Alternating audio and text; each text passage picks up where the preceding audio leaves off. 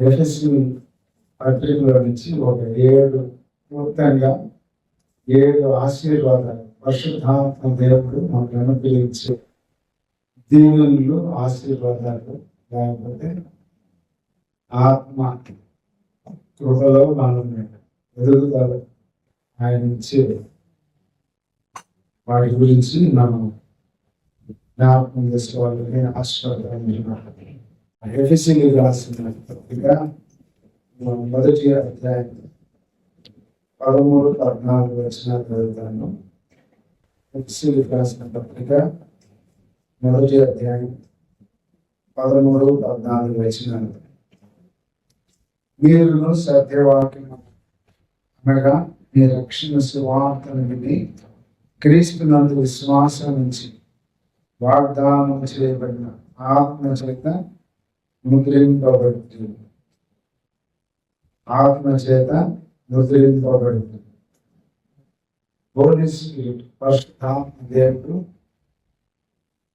సత్యవాక్యం వలన విని గ్రహించి పాప జీవితాన్ని ఒప్పుకొని ప్రభువుకి మన హృదయాన్ని సమర్పించినప్పుడు మొట్టమొదట మనకి పరిశుద్ధాత్మ ప్రేరేపణ ద్వారానే మనం పాప జీవితాన్ని ఒప్పుకుంటాం. పాపం గురించి, దేవుని గురించి ఒప్పింపజేసేవాడు పరిశుద్ధాత్మ దేవుడు. మన సత్యవాక్యం చేత ఒప్పింపజేస్తూ ఉంటుండగా మనకి మొట్టమొదట కలిగే ఆశీర్వచనం ఏంటి అంటే, ఏమి స్నానం అంటున్నారు? ఆత్మ చేత ముద్రింపబడుతుంది.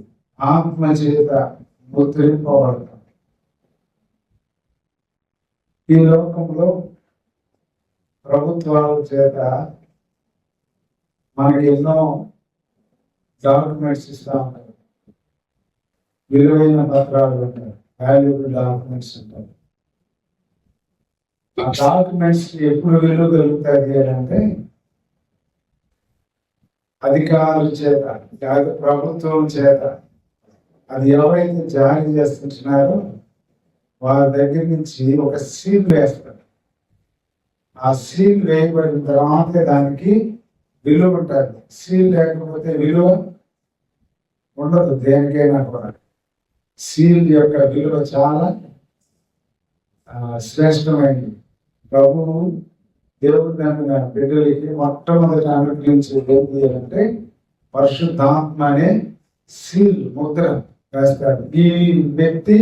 ఈ వ్యక్తిని నా బిడ్డ, నేను విలువించి నా రక్తం ఇచ్చి కొన్న బిడ్డగా నేను తీర్చుకుంటున్నాను. తన పాప జీవితాన్ని నేను సిలువలో మరణించి, సిలువలో నేను ఆ బిడ్డ కొరకు ప్రాణాన్ని అర్పించి నేను కొన్నాను, వీరు నా వారు అని తెలియపరచడానికి మొట్టమొదటి దేవుడు పరిశుద్ధాత్మ చేత మనకి ముద్ర వేయబడ్డాడు. ముద్ర వేయబడిన వాళ్ళు దేవుని రాజ్యంలో, లేకపోతే దేవుని బిడ్డలుగా తీర్చబడరు. ఇవన్నీ భూమి మీద జరిగేవి మనకి ఎలా ఉంటాయంటే ఎగ్జాంపుల్గా ఉంటాయి అనేది మనం గుర్తు చేసుకోవాలి.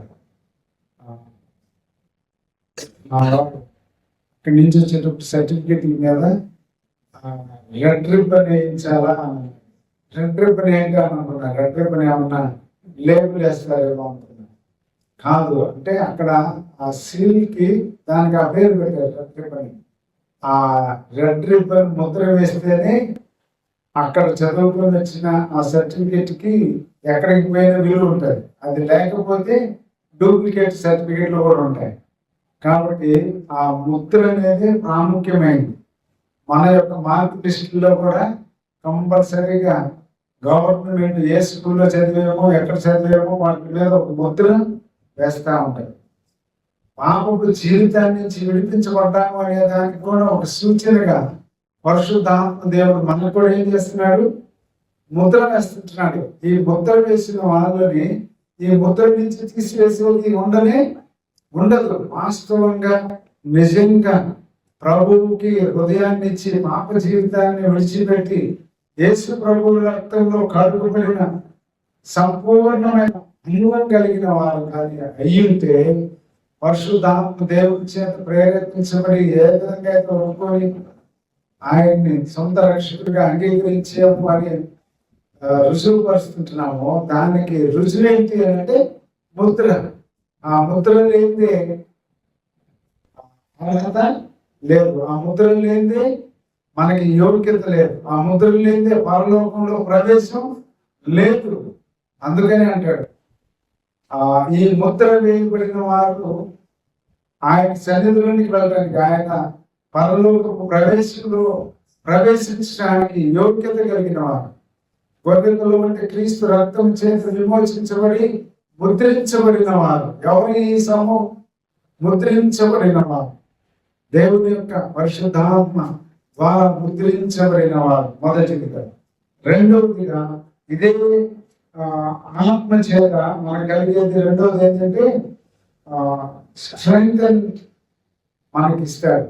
The holy spirit will give the strength in our life అని మనం చూస్తాం. ఎఫెసీ పత్రికలోని 15 నుంచి 1వ అధ్యాయం 15 నుంచి 23 వచనాల వరకు ఇది మనం చూడొచ్చు. ఎలా ఉంది అనేది అక్కడక్కడ వచనాన్ని మనం చూద్దాం.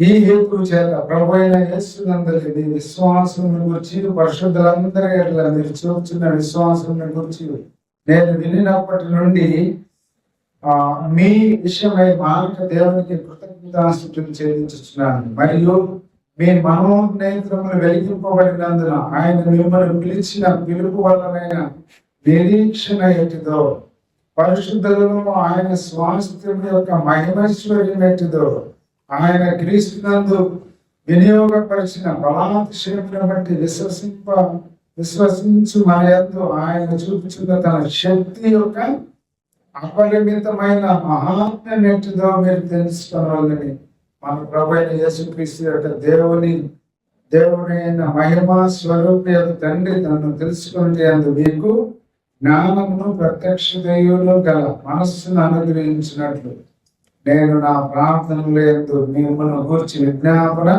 చేస్తున్నాను. ఆయన ఆ బలాతిశయము చేత క్రీస్తు మృతులలో నుండి లేపి, ఆ బలాతిశయము చేత ఆధిపత్యము చేత, అలానే పైన ఉన్నాడు పరిశుద్ధులకు ఆయన మనోనేత్రములు వెలిగింపబడినందున ఆయన పిలిచిన పిలుపు వల్ల నిరీక్షణ ఎట్టిదో, పరిశుద్ధుల్లో ఆయన స్వాస్థ్యం ఎట్టిదో, మహిమైశ్వర్యము ఎట్టిదో, ఆయన బలాతిశయమును బట్టి విశ్వసించి మన ఎంతో ఆయన చూపుచున్న తన శక్తి యొక్క అపరిమితమైన మహాత్మ్యం, తన శక్తి యొక్క అపరిమితమైన మహాత్మ్యం ఎట్టిదో మనం గ్రహించిన వారుగా ఉండాలి అని. పరిశుద్ధాత్మ ముద్రించబడిన మనము ఆయన మహిమ యొక్క ఐశ్వర్యం ఎలాంటిదో, ఆయన బలాతిశయం ఎలాంటిదో, అలానే ఆయన నిరీక్షణ ఎలాంటిదో, పరిశుద్ధులకు ఆయన ఇచ్చే స్వాస్థ్యం యొక్క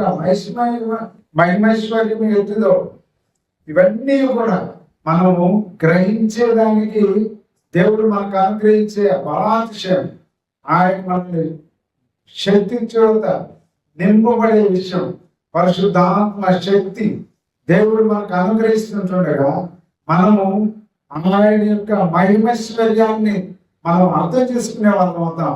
ఆయన నిరీక్షణ ఎలాంటిదో అర్థం చేసుకోగలం. ఆయన పరలోకపు యొక్క ఆ ఉన్నత స్థితి ఎలాంటిదో మనం అర్థం చేసుకోగలం. మన మనోనేత్రాలు వెలిగించబడటానికి పరిశుద్ధాత్మ దేవుడు వెలిగిస్తాడు అని కొరింథీ 2వ పత్రిక 4:4 మనం చూస్తాం. కాబట్టి మనోనేత్రాలు వెలిగించబడితే ఎలా ఉంటుంది, మనోనేత్రాలు వెలిగించబడిన వారి స్థితి ఎలా ఉంటుంది అనేది మనం గమనించవచ్చు. కాబట్టి పరిశుద్ధాత్మ వల్ల మనకి ఆయన మహిమైశ్వర్యం యొక్క శక్తి, బలాతిశయం యొక్క శక్తి మనకు అనుగ్రహిస్తాడు.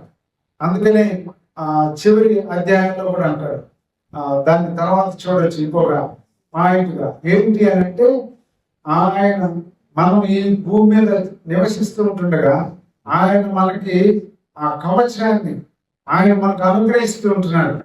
సాధారణ అపవాది తంత్రములను ఎరిగిన మానవుగా మనం గ్రహించగలం. ఆ గ్రహింపు ఎప్పుడు మనకు కలుగుతుంది అని అంటే పరిశుద్ధాత్మ నింపుదల, ఆ శక్తి కలిగినప్పుడు, మనము అది అనుభవించగలం అని మనం చూస్తూ ఉంటున్నాం. అలానే మూడవది గమనించినట్లయితే 2వ అధ్యాయము 18వ వచనాన్ని చూస్తే ఆయన పరిశుద్ధాత్మ ద్వారా మనకి గ్రాంట్ ఇస్తున్నాడు సక్సెస్ అవ్వడానికి, యాక్సెస్ లోకి వెళ్ళడానికి, ఆయన దగ్గర ఎలా పొందడానికి ఉందో దాన్ని గ్రహించడానికి మనం 2వ అధ్యాయం 18వ వచనాన్ని చూస్తే ఇక్కడ ఏమంటున్నాడంటే ఆయన ద్వారానే మనము ఉభయులము ఒక్క ఆత్మయందు తండ్రి సన్నిధికి చేరగలిగి ఉన్నాము అని అంటారు. మనల్ని దేవునితోటి, తండ్రి అయిన దేవునితో మన ఉభయుల్ని అని అంటే మనల్ని తండ్రితోటి సమాధానపరుస్తుంటున్నాడు. తండ్రితోటి మనల్ని ఉభయుల్ని ఒక్క ఆత్మయందు తండ్రికి సన్నిధికి చేరగలిగి ఉంటున్నాం. తండ్రి సన్నిధికి అంటే దేవుని సన్నిధిలో దేవునితో సహవాసం చేయడానికి, దేవుడి దగ్గరకు వచ్చి మనం ఆయన్ని పూజించి ఆరాధించడానికి మనం చేరువచ్చాము అని అంటే మనతో ఎవరు ఉంటే మనం అది లాగలమంటే పరిశుద్ధాత్మ మనకి తోడై ఉంటే, పరిశుద్ధాత్మ మనల్ని బలపరిచేదిగా ఉంటే, పరిశుద్ధాత్మ మనల్ని ముద్రించిన పరిస్థితుల్లో మనం ఉంటే ఆ సమయాన్ని బట్టి పరిశుద్ధాత్మ మనల్ని ఏం చేస్తాడంట, ఉభయులతో మనల్ని ఏకం చేస్తాడు. మన ఉభయుల్ని ఏం చేస్తాడు? 18వ వచనంలో ఏమంటున్నాడు? ఒక్క ఆత్మ తండ్రి సన్నిధికి చేరగలిగి ఉంటున్నాము. ఒక్క ఆత్మ, పరిశుద్ధాత్మ మనల్ని దేవుని సన్నిధికి చేరడానికి మనల్ని ఏకం చేస్తా ఉంటున్నాడు.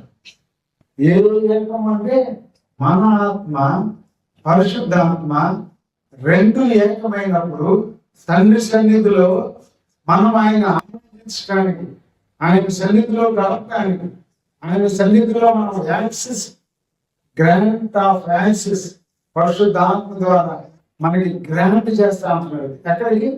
దేవుడి సన్నిధిలో, తండ్రి సన్నిధిలో సహవాసం చేయడానికి. మామూలు సహవాసం కాదు. తండ్రితో మనం ఉదయకాల సమయంలో సహవాసం చేశాం.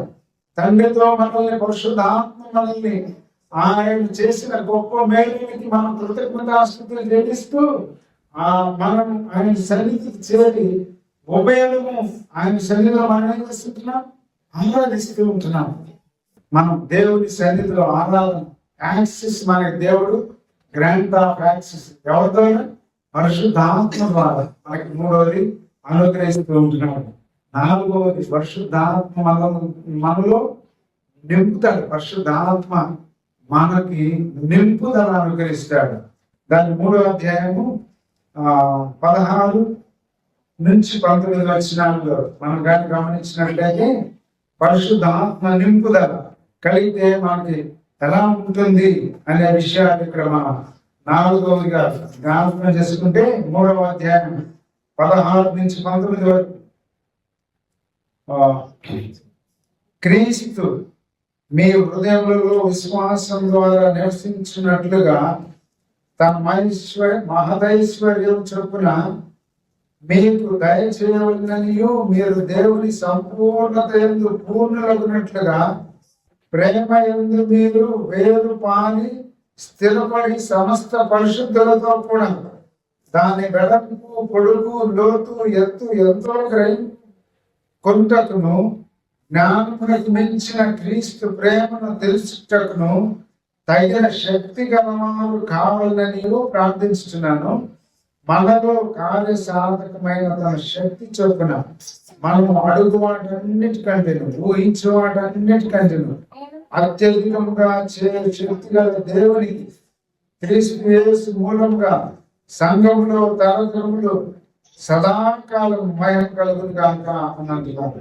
ఇక్కడ ఏమి చెప్తున్నాడు అంటే క్రీస్తు యేసునందు జ్ఞానమునకు మించిన క్రీస్తు ప్రేమ మనం తెలుసుకోవడానికి. దానిలో 11 చివరిలో మనం చూస్తే నానా విధమైన జ్ఞానం ఇప్పుడు తెలియబడాలని ఉద్దేశించి శోధింప శక్యము కాని క్రీస్తు ఐశ్వర్యమును అన్య జనులలో ప్రకటించుటకును సమస్తము సృష్టించిన దేవుడి యందు పూర్వకాలం నుండి మరుగైన ఆ మర్మమును కూర్చున్న ఏర్పాటు ఎదుటిదో అందరికి నేను తేటపరుచుకును, పరిశుద్ధులందరికీ అల్పుడైన నాకు ఈ కృప అనుగ్రహించబడిన. ఏ కృప? పరిశుద్ధాత్మ ద్వారా అనుగ్రహించబడే కృప, పరిశుద్ధాత్మ. మర్మం ఇప్పుడు ఆత్మ మూలముగా దేవుని పరిశుద్ధులుగా అపోస్తలులకు ప్రవక్తలని బయలుపరచబడినట్టుగా పూర్వకాలమందు మనుషులకు తెలియపరచబడలేదు అని అంటాడు పై వచనాలు. క్రీస్తు మర్మం గురించిన ఆ విశేష జ్ఞానం మనం పొందాలి అంటే పరిశుద్ధాత్మ శక్తి చేత నింపబడినట్టు పరిశుద్ధాత్మ నింపుదల మనలో ఉన్నది అని అంటే ఈ పైన ఇప్పుడు చదువుకున్న అవన్నీ కూడా మనం గ్రహించగలం. పరిశుద్ధాత్మ నింపుదల మన జీవితంలో లేకపోతే మనం సంపూర్ణంగా మనం ఈ పరిశుద్ధాత్మ కలిగినప్పుడు ఆయన ఆత్మ వలన బలపరచబడినట్లుగా అని అంటాడు. 15-16 కలిసింది కదా. మీరు అంతరంగా పురుషుని యందు శక్తి కలిగి ఆయన ఆత్మ వలన బలపరచబడినట్లుగాను అని అంటాడు. ఆత్మ వలన బలపరచబడటానికి ఆత్మలో మనల్ని బలపరుస్తాడు. పరిశుద్ధాత్మ మనల్ని ఆత్మీయ స్థితిలో మనల్ని బలపరుస్తాడు. శరీర స్థితిలో కాదు, ఫిజికల్ ఫిట్నెస్ కాదు, స్పిరిచువల్ ఫిట్నెస్, స్పిరిచువల్ స్ట్రెంగ్త్నెస్ మనకి ఇస్తున్నాడు. అలానే స్పిరిచువల్ గా మనము ముద్రించబడ్డాము. మూడవదిగా ఆ ఆత్మ చేత దేవుడితోటి మనము ఆయన బలాతిశయమును గ్రహించిన ఆత్మ మూలంగా మనం కలిసి ఉపయోగం కలిసి దేవుని సన్నిధికి, తండ్రి సన్నిధికి మనం చేరి ఆయన ఆరాధిస్తే కృప పరిశుద్ధ ఆత్మ ద్వారా మనకు అనుగ్రహించబడుతుంది. ఈ 4వది చూస్తే పరిశుద్ధాత్మ మనలో నింపబడితే మన జీవితంలో ఈ కింద విషయాలన్నీ కూడా మనం 16 వచనం నుంచి 19 వరకు మనం చూస్తూ ఉంటున్నాం. ప్రేమయందు అతుకబడిన వారమై, స్థిరపరచబడిన వారమై ఎలా ఉంటామంటే సమస్త పరిశుద్ధులతో కూడా, సమస్త పరిశుద్ధులు అంటే దేవుని పిల్లలు, ఈ పరిశుద్ధాత్మ ముద్రించబడిన ఈ సమూహంతో దేవుని పిల్లలతో ఎలా ఉంటామంటే దాని వెడల్పు, ప్రేమ యొక్క వెడల్పు అంటే పరిశుద్ధాత్మ దేవుని యొక్క ప్రేమ ఎంత విస్తీర్ణత కలిగి ఉందో అది గ్రహించాలి అని అంటే దేవుని యొక్క ఆత్మ, పరిశుద్ధాత్మ నింపబడినప్పుడే మనం గ్రహించగలం ఈ విషయాన్ని. పరిశుద్ధాత్మ నింపుదల మన జీవితంలో లేకపోతే దేవుని ప్రేమను అర్థం చేసుకోలేము. దేవుని ప్రేమ వెల్లడిపరుచుతున్నది ఎట్లనగా మనం ఇంకా బలహీనమైనని ఆయన ఇంతకాలం ముందు భక్తిహీనమైన మన కొరకే చేశాడు, ప్రాణం అర్పించాడు. శత్రువులు వెంటినప్పుడు మనల్ని మిత్రులుగా చేశాడు, పాపులు వెంటినప్పుడు మనల్ని పరిశుద్ధులుగా చేశాడు. దేవుని ప్రేమ, ఇంత ప్రేమ దేవుడు మనల్ని చూపిస్తా ఉంటున్నాడు. అందుకని అంటే దేవుడు లోకమును ఎంతో ప్రేమించాను. ఆయన ప్రేమను అర్థం చేసుకోవాలంటే లోకపు ప్రేమ కాదు, మనుష్యుల ప్రేమ కాదు. మనుష్యుల ప్రేమకి హద్దులు ఎక్కిపోతాయి. మనుష్యుల ప్రేమలో టెంపరీ, తాత్కాలికం. మనుష్యుల ప్రేమ ఎలా ఉండాలి అంటే మనం సఖ్యతగా కలిసిపోతే ప్రేమ చూపిస్తాడు. మనం సఖ్యతగా లేదు అని అనుకుంటే ఉత్తర దక్షిణ ధ్రువాల్లోకి వెళ్ళిపోయినట్లే ఉంటాడు. కానీ దేవుని ప్రేమ ఎలాంటిది అర్థం చేసుకోవాలి అని అంటే పరిశుద్ధాత్మ నింపుదల మన జీవితంలో కలిగితే ఆయన ప్రేమ యొక్క వెడల్పు, లోతు, ఎత్తు, పొడవు ఎంతో మనం గ్రహించగలము అని అంటున్నాడు అపోస్తలుడైన పౌలు. ఈ యొక్క ఎఫెసీ సంఘంతో మాట్లాడతారు. ఎంత అమూల్యమైన విషయమో దేవుని ప్రేమ అంతగా మన ఎలా చూపించాడు కదా. తండ్రి సన్నిధి విడిచిపెట్టాడు, దేవునితో ఉండే మహాభాగ్యాన్ని విడిచిపెట్టాడు, దూతల ఘనాన్ని విడిచిపెట్టాడు, ఆయన ఉన్న ఉన్నత స్థానాన్ని విడిచిపెట్టాడు, మహిమ కలిగిన ఆ దేహాన్ని విడిచిపెట్టాడు. మానవ శరీరాన్ని ధరించుకోవడానికి మన మీద ఎంత ప్రేమ చూపించాడు అని అంటే పశువుల పాకలో, పశువుల తొట్టెలో, కుడితే తాగే తొట్టిలో పరుంటానికి కూడా ఇష్టపడ్డ దేవుడు ఆయన ప్రేమను మనం అర్థం చేసుకుంటే మన యొక్క జీవితంలో మనం దేవుని పరిశుద్ధులుగా మన ప్రేమను కూడా వెల్లడిపరుచుకునేదానికి ఆత్మ నింపుదల కావాలి. అర్థం చేసుకోలేకపోతుంటున్నాం. మన జీవితంలో ఎదుటి మన పరిశుద్ధులుగా పిలువబడిన మన తోటి వారిని ప్రేమించలేకపోతుంటున్నాము అని అంటే, వారిని ద్వేషించడానికి కారణం ఏంటంటే ఆత్మ నింపుదల మన జీవితంలో లేకపోవడమే. ఆత్మ నింపుదల, పరిశుద్ధాత్మ నింపుదల ఉంటే దేవుని యొక్క ప్రేమను అర్థం చేసుకుంటాం. దేవుని ప్రేమను అర్థం చేసుకుంటే తోటి మనతో ఉంటున్న మన సహోదరుల్ని పరిశుద్ధుల ఎడల మన ప్రేమను కూడా అర్థం చేసుకుంటాం. దేవుని ఎడల ఈ 18 కింద ఈ వచనం చాలా గొప్ప విషయం. మన జీవితాల్లో అనేక సార్లు ఈ ప్రేమలో బలహీనపడిపోతుంటున్న పరిస్థితుల్ని మనం గమనించవచ్చు. కాబట్టి ప్రభు రాకడ ప్రత్యక్షత దినాల్లో మనం ఉన్నాం. దేనిలో మనం లోపం కలిగి ఉంటున్నామో పరిశుద్ధాత్మ కలిగించే ఈ యొక్క ఆశీర్వచనాలు, పరిశుద్ధాత్మ అనుగ్రహించే గొప్ప మేలులు ఏది మన జీవితంలో సంక్షేమాలుగా ఉంటుందో, ఏది తక్కువగా ఉంటుందో అది మనం సరి చేసుకోవాలి. దాన్ని మనం నింపుకోవాలి, దానిలో శక్తి పొందాలి. ఆత్మ చేత ముద్రించబడి ఉంటే ఊరుకుంటే కాదు. ఒక సర్టిఫికేట్ సంపాదించుకున్న తర్వాత ఉద్యోగానికి, మన జీవితంలో ఎదుగుదలకి, మనం సర్వైవ్ అవ్వడానికి ఒక సర్టిఫికెట్ మనకి ఏం చేస్తారు అంటే క్వాలిఫికేషన్ ఇస్తారు. అలానే పరిశుద్ధాత్మ దేవుడు మనకి ముద్రించి ఒక క్వాలిఫికేషన్ ఇచ్చాడు, నా బిడ్డ అని. ఆ బిడ్డగా వచ్చిన తర్వాత గమ్ము కూర్చుంటే సరిపోదు. దేవుని కొరకు మనం చేయాల్సింది చేయడానికి పరిశుద్ధాత్మ అనుగ్రహించే ఈ మేలులన్నీ కూడా పొందాలి సీక్వెన్స్ గా.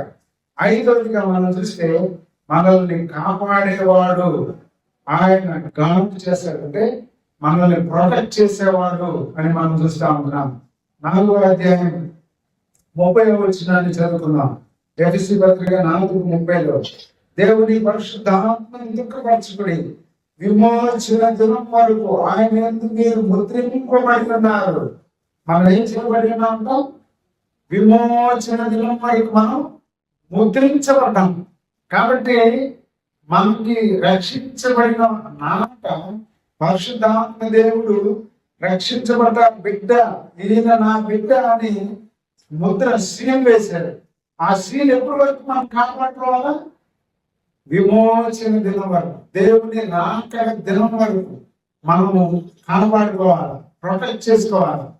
దాన్ని మనము ఏం చేయాలంటే గాంటు చేసుకోవాలి. పరిశుద్ధాత్మ దేవుడు ఇచ్చే దానికి ఆయన ప్రొటెక్షన్ లో మనం ఉండాలి. ఆయన గాంటు కింద, అంటే గాంటుగా మనల్ని కాపాడుతూ ఉంటాడు. దానిలో మనం విమోచన దినం వరకు అంటే కదా, దేవుని పరిశుద్ధాత్మను దుఃఖపరచుకుడి అని అంటారు. పరిశుద్ధాత్మను దుఃఖపరచదు. ఎందుకు? విమోచన దినం వరకు ఆయన యందు మీరు ముద్రింపబడి ఉన్నారు. దేవుని పరిశుద్ధాత్మను ఎన్నిసార్లు మన జీవితాల్లో దుఃఖపరిచే పరిస్థితులు ఉన్నాం.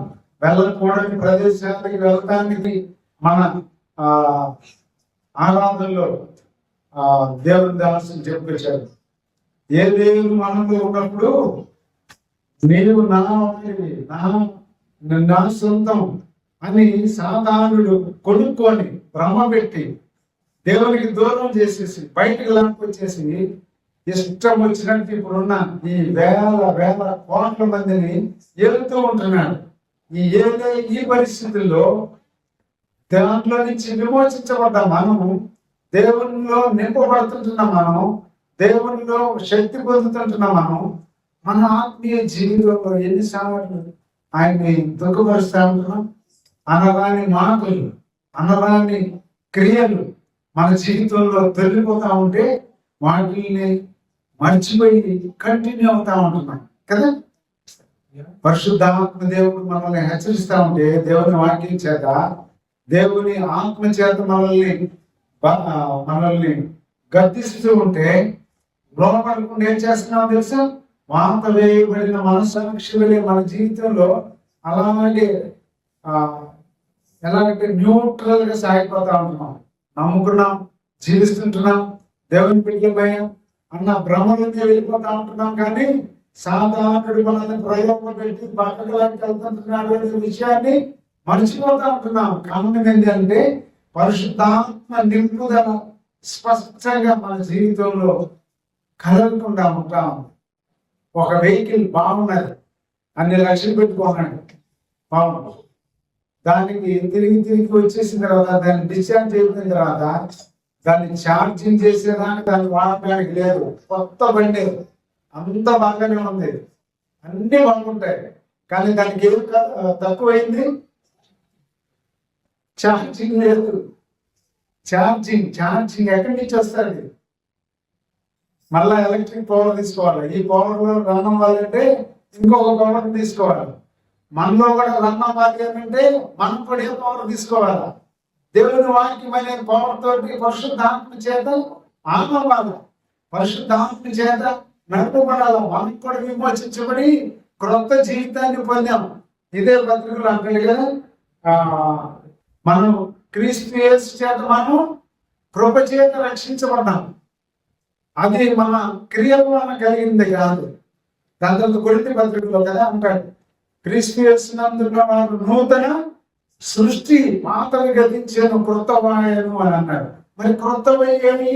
రక్షించబడ్డాము, ముద్ర వేయబడ్డాము, ఆ శక్తిని పొందుతున్నాము. కాపుదల, పరిశుద్ధాత్మ కాపుదల ఉంది, పరిశుద్ధాత్మ నింపుదల మనకి సంపూర్ణంగా ఉంది అంటే దాన్ని కలిగి మనం ఏం చేయాలి?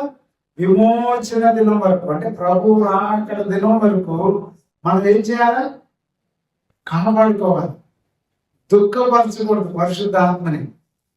నేను దుఃఖపరచలేదు, నేను నమ్ముకున్నప్పటి నుంచి ఇప్పుడు దాకా అన్న పర్ఫెక్ట్ పర్సన్ ఎవరన్నా ఉన్నారు అని అంటే ఏమో ఏదో ఒక దగ్గర తొలగిపోయిన పరిస్థితులే. దేవుడిని దుఃఖపరిచిన విషయమే. మాటలో నువ్వు కాకపోతే చూపులో కాకపోతే క్రియలో కాకపోతే నీ సహోదరునితో దృష్టిస్తాం. పత్రికలు అంటారు కదా, ఈ నోటిలో నుంచి ఏం చేస్తుందంట? దేవుని స్తుతిస్తుంది. ఇదే నోటితో ఏముంటది?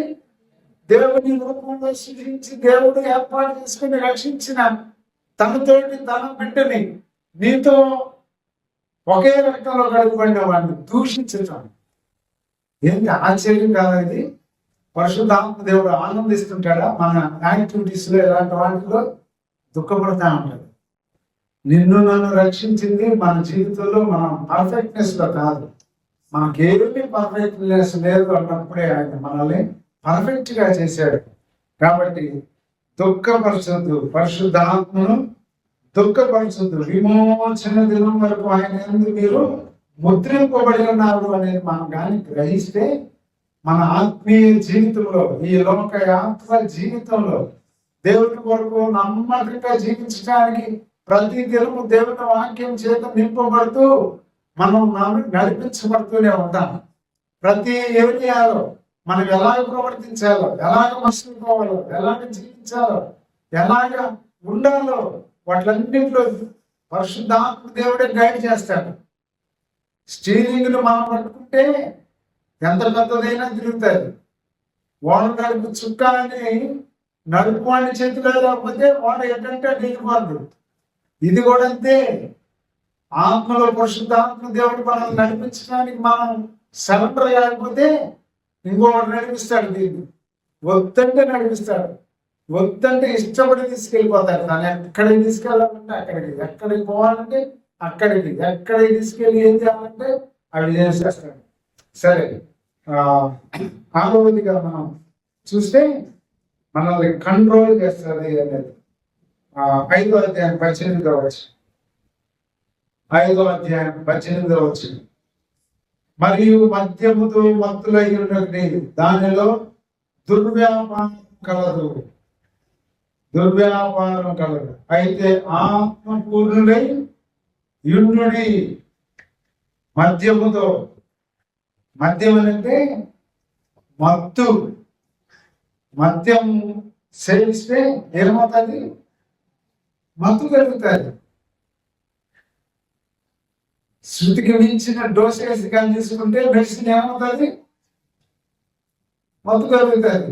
ఆపరేషన్ చేయాలంటే ఏమి ఇస్తారు? మత్తు మంది ఇస్తారు. మద్యం కూడా తీసుకుంటే ఏమవుతుంది? మత్తు ఇచ్చేస్తారు. మద్యంతో మత్తులై అంటే దేవుని కంటే, దేవుడు కలుగు చేసే ఆత్మపూర్ణత కంటే లోక విషయాల్లోకి ఎడిక్ట్ అవ్వద్దు అని అర్థం. పాప జీవితానికి ఎడిక్ట్ అవ్వద్దు అని.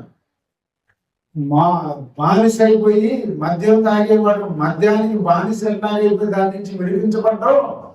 పాప జీవితానికి కూడా అలవాటు పడిపోతే, లోకానికి అలవాటు పడిపోతే, లోకాశలకు అలవాటు పడిపోతే అవి కూడా మనల్ని ఏం చేస్తాయి? మత్తు చేసేస్తాయి. ఈ మత్తు అయిపోయిందంటే ఏమవుతుంది? దేవుని యొక్క ప్రత్యక్షత దూరం అయిపోతా ఉంటది. దేవుని యొక్క మహిమను మనం అనుభవించలేము. దేవుని యొక్క మన మనోనేత్రాలు వెలిగించకపోతే, స్పష్టంగా కనపడకపోతే ఆయన్ని అర్థం చేసుకునే ఆ గ్రహింపు మన జీవితంలో రాదు. అందుకని అన్నాడు ఆత్మపూర్ణులై ఉండడి. ఆత్మపూర్ణత కలిగి జీవిస్తా ఉంటే మనకి అన్ని కూడా అర్థమైపోతా ఉంటుంది. ఇది రాంగా, ఇది రైటా, ఇది చేయవచ్చా, చేయకూడదా, ఈ శరీర క్రియలను మనం ఎంజాయ్ చేయవచ్చా, ఎంజాయ్ చేయకూడదా, ఈ శరీర కార్యాలు ఎవరికి అని అంటే గలతీ పత్రికలు అంటారు కదా, అవన్నీ ఎవరి వల్ల కలిగినాయి? అపవాది వల్ల కలిగినాయి. యోహాను మొదటి పత్రికలో మనం చూస్తాం, శరీరాశ, నేత్రాశ, జీవపుడము ఎవరి వల్ల కలిగినాయి? తండ్రి యొక్క నుంచి సాధారణ వల్ల వచ్చింది. ఏదైనా వనంలో ఆదాము పడిపోవడానికి కారణం ఏం తెలుసా? ఈ 3 ప్రయోగాలు చేశాడు. ఈ 3తో ఒకే మాటతో ఈ 3 ఇంజెక్ట్ చేశాడు. అంతే. చూస్తానికి పండు సౌందర్యంగా కనపడుతుంది, తింటే రుచిగా ఉంటుంది అనుకున్నారు. అది తినిన తర్వాత దేవదూతలు అయిపోతారు అని అనుకున్నారు. శరీరాశ, నేత్రాశ, జీవపుడము. అసలు దేవుడికి పోయిన వాళ్ళు, దేవుడు తన స్వాస్థ్యంతో చేసిన ఈ ఏదేను మనంలో ఆయనతో అనుభవిస్తుంటున్నాను ఆ భాగ్యాన్ని కోల్పోయారు కదా. సంధ్యావేళ చల్లటి పుటాన్ని దేవుడు వాళ్ళ దగ్గరికి రాగానే వాళ్ళు ఏమైపోయారు? విరోధం అయిపోవడం వల్ల దాక్కున్నారు. మీకు అసలు దీని గురించి చెప్పిన వాళ్ళు ఎవరు అని అంటున్నాను. దాని తర్వాత దేవునితో కలిసి జీవించడానికి ఎన్నడూ కూడా అవకాశం లేకుండా పోయింది. కానీ అవకాశం లేకుండా దూరం చేసిన మానవుల్ని దేవుడు మరలా కనికరించి ఆయనే మానవుడిగా మన ప్రభువుగా వచ్చి ఆయన మన కొరకే బలి అయిపోయి మనల్ని రక్షించాడు. మనల్ని ప్రొటెక్ట్ చేయడానికి, మనల్ని స్ట్రెంగ్తన్ చేయడానికి, మనల్ని గాంట్ చేయడానికి, మనల్ని ఫిల్ చేయడానికి, మనల్ని ఆత్మతో నింపు చేయడానికి పరిశుద్ధాత్మ మనకు అనుగ్రహించాడు అని మనం చూస్తూ ఉంటున్నాం. చివరికి 6వ అధ్యాయం 17 వచనం చూద్దాం. ఎఫెసీయులకు రాసిన పత్రిక 6వ అధ్యాయం 17 వచనం. మరియు రక్షణను శిరస్త్రాణమును దేవుని వాక్యమును ఆత్మ ఖడ్గమును ధరించుకొనుడి. దేవుని వాక్యమును ఆత్మ ఖడ్గము ధరించుకొనుడి అంటున్నాడు. దేవుని ఆత్మనే, దేవుని వాక్యమనే ఖడ్గం ధరించుకోవాలి. నీ వాక్యమే నన్ను బ్రతికించును, బాధలలో నెమ్మదినిచ్చును, కృపా సత్య దయపూర్ణుడా వాక్యమయ్యా.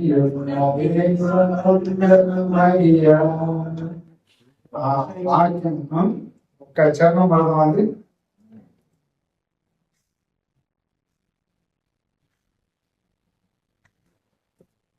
ఎవరైనా తీయండి.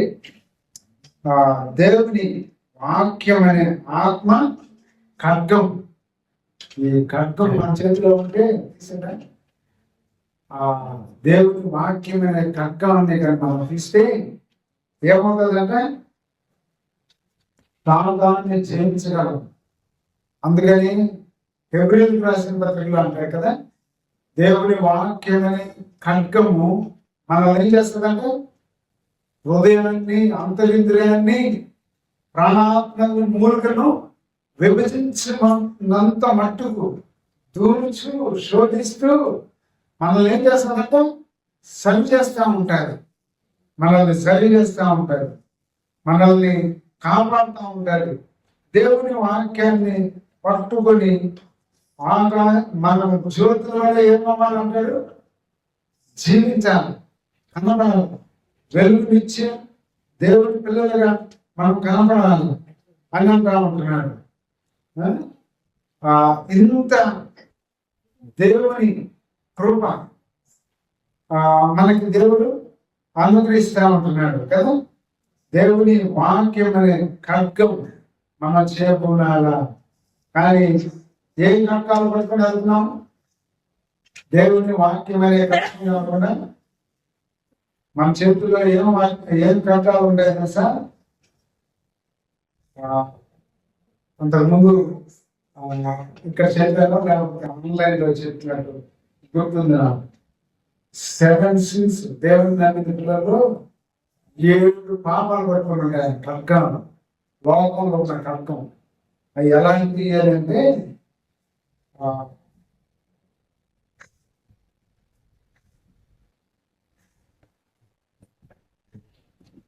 అవి ఎలాంటివి అంటే కోపం, ద్వేషం, అసూయ, మత్తతులు, ఇవన్నీ కూడా తిండిపోతాను, అలాగే నిద్రపోతాను, ఇవన్నీ కూడా వీక్నెస్ 509 పట్టుకొని పీడిస్తూ ఉంటాయి. వీటిని ఇవేం చేస్తాయంటే ఈ కట్కాలలాగా ఇవి పట్టుకొని ఉంటాం. ఈ కోపం వచ్చిన దాని వల్ల ఈ కోపం అనే కట్టం ఏం చేస్తుంది? ఎదుటివాడిని పోసేస్తుంది, రెచ్చగొట్టడమేంది అంతే.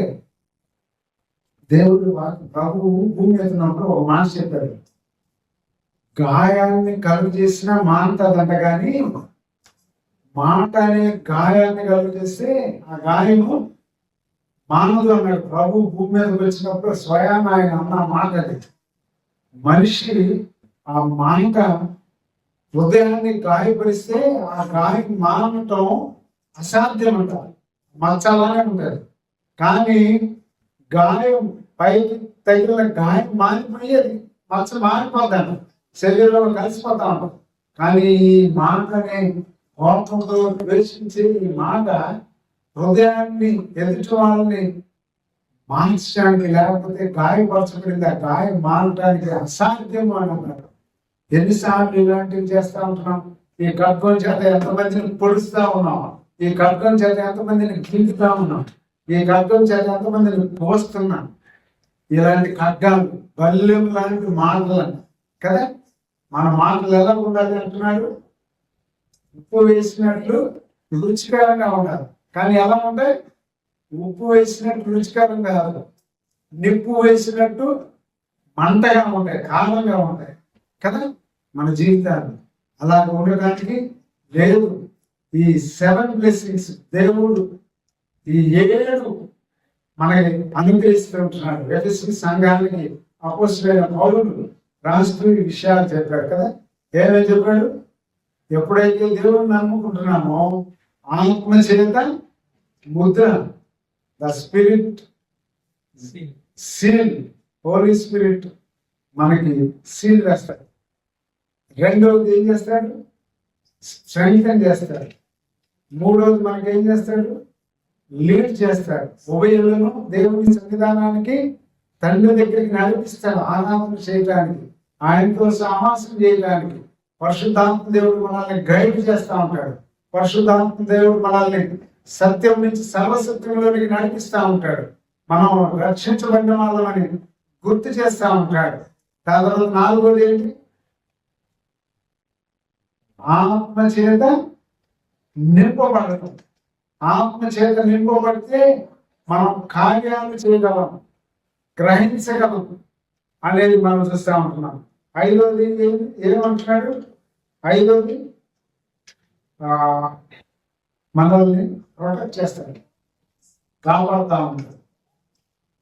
పాపం చోటు కాకుండా, దేవుడి నుంచి దూరం అయిపోకుండా, పరిశుద్ధత నుంచి అపరిశుద్ధతలోకి వెళ్ళకుండా మనల్ని కాపాడుతూ ఉండటానికి పరిశుద్ధ ఆత్మను మనకి సంచికరువుగా అనుగ్రహిస్తూ ఉంటాడు. దాని తర్వాత ఆయన మనల్ని కంట్రోల్ చేస్తాడు. మన ఇష్టం వచ్చినట్టు వ్యవహరించడానికి లేదు. విమోచన దినం వరకు మనం రక్షించబడ్డాము అనేది, మనం ముద్రించబడ్డాము అని ఆయన దుఃఖపరచకుండా ఆయన మనల్ని కంట్రోల్ చేస్తా ఉంటాడు. ఎప్పుడైతే ఆయనకి మనల్ని మనం సరెండర్ చేసుకుంటే, రక్షించబడి అయిపోయేది కాదు. మన లైఫ్ లాంగ్ ఆయనకి మనం సరెండర్ అయి ఉండాలి. ఎవ్రీడే మనం ఆయనకి సరెండర్ అయి ఉండాలి. ప్రతి విషయంలో ఆయన్ని మనం అటాచ్మెంట్ అయి ఉండాలి. దాని తర్వాత చివరిగా ఏమి పట్టుకుని ఉండాలా? దేవుడి వాక్యమని ఖడ్గం చేయబడింది. మనం సాధారణ క్రియలు, దేవుని విరోధంగా పోరాడే సాతాను యొక్క అంధకార శక్తుల్ని జయించడానికి మనం దేవుని ఆదర్శంగా తీసుకోవాలి. పరిశుద్ధాత్మ దేవుని ఆదర్శంగా దేవుడు మనకు అనుగ్రహించాడు. ప్రభు మత్తయి సువార్త మనం గమనించినట్లయితే ఆయన 4వ అధ్యాయం ఆయన ఏం చేశాడు? సాతాను చేత శోధించబడ్డాడు. 45 దివారాత్రులు ఉపవాసం నుండి వస్తుంటే సాతానుడు ఏం చేస్తున్నాడు? 3 టెంప్టేషన్స్ పెట్టాడు. ఆయన ఏమంటున్నాడు? 40 దినాలు ఉపవాసం రాగానే ఆకలికున్నావు కదా, నువ్వు దేవుడిని కుమారుడు కదా, నేను ఈ రొట్టెల్ని, ఈ రాళ్ళని రొట్టెలు చేసుకోవచ్చు కదా, దేవుడు నీకు ఆ శక్తి ఇచ్చాడు కదా, నువ్వు రొట్టెలు చేసుకొని తిను అన్నాడు. రెండవది ఏమంటున్నాడు? రెండవదిగా నీవు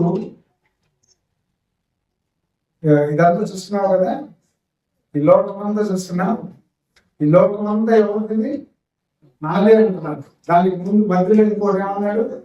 నువ్వు ఇక్కడి నుంచి ఎదురు దూకేవంటే నిన్నేం చేస్తారు? దేవదూతలు ఏం చేస్తారంటే కింద పడకుండా కాపాడతారు, ప్రొటెక్ట్ చేస్తారు అని అంటున్నారు. దేవుడు వాక్యం చేస్తే సాతాన్ని మాట్లాడుతూ ఉన్నాడు. 3వదిగా అంటున్నాడు, ఈ లోక రాజ్యాలన్నీ నాది. ఎవడి? వాడి. నిజమే. ఎందుకు వాడి? మనం అమ్మేసాం. మన పైగా అసలు ఆయన అమ్మేసేసాడు. లోకాన్ని ప్రేమించి మానవానికి దాసుగా అమ్మివేయబడ్డాడు. ఈ భూమి మీద అంతా కూడా నాందే అంటున్నాడు. ఆ ఆదాము చేత ఆదాముకి ఇవ్వబడింది, ఆదాముని పండించేసి కొనుక్కున్నాడు దీన్ని, లోక రాజ్యమంతా. కాబట్టి ఇదంతా నాదే. నువ్వు ఎందుకే సిలువుకి వెళ్తావు, నాకు ఇంకోటి చేసింది అంతేందుకు? ఒకసారి ముక్కేస్తే ఇది అంతా నీదే కదా, ఈ రాజ్యం అంతా నీకే ఇస్తాను కదా. అక్కడ కూడా దేవుడు ఏమంటున్నాడు? నీ ప్రభువుకే మొక్కాలి, కానీ ఇంకెవరికి మొక్కడానికి లేదు. వెల్లువని కట్టేసి దేవుని వాక్యం మన జీవితంలో, మన హృదయంలో ఆత్మ నింపుదలతో మనం ఇవన్నీ కలిగి ఉంటే, ఈ 7 బ్లెస్సింగ్స్ ప్రస్తుత ఆత్మ మనకు అనుగ్రహించే కలిగి ఉంటే మనం వీటిలన్నింటి నుంచి అధిగమిస్తాం. ఏదైనా మనం ఫాల్స్ లో పడిపోతున్నాం, లేదా వీక్ అయిపోతున్నాము అని అంటే, ఈ 7 బ్లెస్సింగ్స్ లో పరిశుద్ధాత్మ ఇచ్చే దాంట్లో ఏదో ఒక యాంగిల్లో మనం లోపం కలిగి ఉంటున్నాం అని గ్రహించాలి. కాబట్టి ఈ మధ్యాహ్న కాల సమయంలో పరిశుద్ధాత్మ దేవుడు ఎఫెసీ సంఘంతో పరిశుద్ధాత్మ ద్వారా అపొస్తలుడైన పౌలు ఎఫెసీ సంఘానికి రాస్తూ పరిశుద్ధాత్మ ద్వారా మీకు ఎన్ని కృపలు, బ్లెస్సింగ్స్, ఆశీర్వాదాలు ఇస్తున్నాడు అనేదాన్ని వారికి గుర్తు చేస్తా ఉంటే, చివరికి ఏమయ్యారు తెలుసా? చివరికి వాళ్ళు ఏమయ్యారు తెలుసా? ప్రకటన గ్రంథంలోకి వచ్చేటప్పటికి ఏమంటున్నాడు? అదే పరిశుద్ధాత్మ దేవుడు